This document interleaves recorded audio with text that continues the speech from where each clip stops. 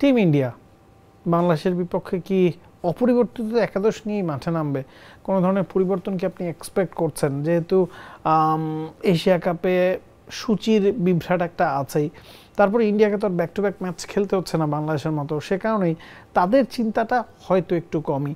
আপনি যদি গ্রুপ পর্বের ম্যাচের কথা চিন্তা করেন, ইন্ডিয়া যখন সুপার 4 নিশ্চিত করে ফেলেছে তখন গিয়ে তারা হর্ষিত রানা এবং আর্শদীপ সিংকে একাদশে ইনক্লুড করেছে, জসপ্রীত বুমরাকে বিশ্রাম দিয়েছে। এখন প্রথম ম্যাচটা ইন্ডিয়া জিতেছে পাকিস্তানের এগেনস্টে, কনভিনসিংলি জিতেছে। সেই ম্যাচটা বুমরার ভালো যায়নি। বুমরা প্রায় 45-46 রান দিয়েছেন। তার ফর্ম নিয়ে কিছুটা চিন্তিত, নিশ্চিতভাবে তিনি নিজেই হবেন, অন্য কেউ আসলে হওয়ার কথা না। বুমরাকে ইন্ডিয়াকে আসলে বিশ্রাম দেবে কিনা এই ম্যাচে? এরপরে শ্রীলঙ্কার বিপক্ষে ইন্ডিয়ার ম্যাচ আছে। তবে আপনি যদি সুপার 4-এর ট্রেন্ডটা চিন্তা করেন, সুপার 4-এর আগে গ্রুপ পর্বের ট্রেন্ড, সেক্ষেত্রে মনে হতে পারে যে ইন্ডিয়া যেহেতু এখনও ফাইনাল নিশ্চিত না, তারা এই ম্যাচে বুমরাকে খেলাবে।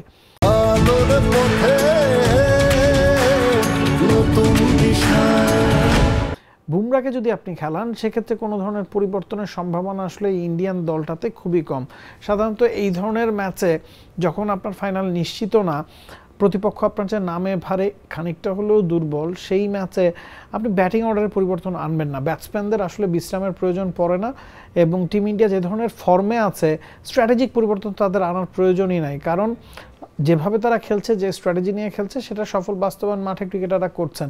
আমরা দেখেছি ভারত পরিবর্তন আনছে, ভারত ছাড়া সবাই আসলে, পাকিস্তান, শ্রীলঙ্কা, বাংলাদেশ দেখা যাচ্ছে প্রতি ম্যাচেই পরিবর্তন আনছে একাদশে।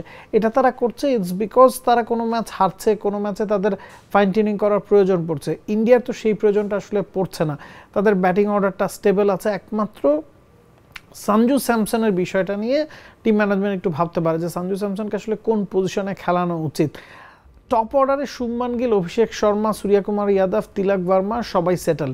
সঞ্জু স্যামসন আসলে টপ অর্ডারে খেলেই অভ্যস্ত, আইপিএলে বলুন বা ঘরোয়া ক্রিকেটে বলুন, তিনি টপ অর্ডারেই খেলেন। গেল ম্যাচে 5 নম্বরে তার সময়টা ভালো যায়নি, একটু স্ট্রাগল করেছেন, পুরনো বলের এগেনস্টে তার শুরুটা ভালো হয়নি, পরে গিয়ে সেটা ক্যাপিটালাইজও করতে পারেননি। সঞ্জু স্যামসনকে কি এই ম্যাচে আসলে উপরের দিকে খেলাবে কিনা, এটা একটা বড় প্রশ্ন, এবং জসপ্রীত বুমরা আসলে বিশ্রাম পাবেন কিনা। এছাড়া একজন পেসার নিয়ে তারা পুরো টুর্নামেন্টটা খেলছে। শুধুমাত্র একটা ম্যাচে হর্ষিত রানা, আর্শদীপ একসাথে খেলেছিলেন, যে ম্যাচে বুমরাকে বিশ্রাম দেওয়া হচ্ছে। বুমরার সাথে হার্দিক পান্ডিয়া অন্য পেসারের রোলটা আদায় করছেন, এবং শিবম দুবে আসলে যেভাবে বোলিং করছেন, তাকেও আপনাকে অলরাউন্ডার ক্যাটাগরিতে এখন না ধরে উপায় নাই। পাকিস্তানের বিপক্ষে ম্যাচেও হি ওয়াজ এক্সিলেন্ট। আকসার প্যাটেলকে খুব বেশি ব্যবহার করার প্রয়োজন পড়ছে না। ক্যাপ্টেন সূর্যকুমার যাদবের উইকেটে লেফট হ্যান্ডার ব্যাটসম্যান থাকলে তাকে হয়তো অফই রাখছেন, কারণ কুলদীপ, বারুণরা এক্সট্রাঅর্ডিনারি বোলিং করছেন, যেটা তাদের কাছ থেকে এক্সপেক্টেড, সেই কাজটাই তারা করে দিচ্ছেন। তো সেই সব কথা মিলিয়ে এই দলটাতে আসলে পরিবর্তনের জায়গা খুবই কম, কারণ তারা যে ধরনের স্ট্র্যাটেজি নিয়ে খেলছে সেটা সফল বাস্তবায়ন মাঠে হচ্ছে। Why change if it's not broken? সে কারণে ইন্ডিয়া দলে পরিবর্তনের সম্ভাবনা আসলে একটু কমই। নাবিল কাসার, T-Sports.